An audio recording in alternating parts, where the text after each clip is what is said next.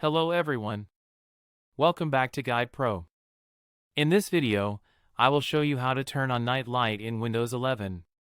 Night light reduces the amount of blue light from your screen, which can help reduce eye strain and make your display more comfortable to look at, especially at night. So let's get started. First, open Settings on your computer. Now click on System from the left side. Then select Display. Here, you will see the night light option. Simply turn it on. If you want to customize it, click on Night Light. From here, you can adjust the strength of the effect to make the screen warmer or cooler. You can also turn on Schedule Night Light to have it automatically enabled during specific hours or from sunset to sunrise. Once you have finished adjusting the settings, you can close the settings window. Night light will now reduce blue light whenever it is turned on or during your scheduled time. So this is how you can turn on night light in Windows 11.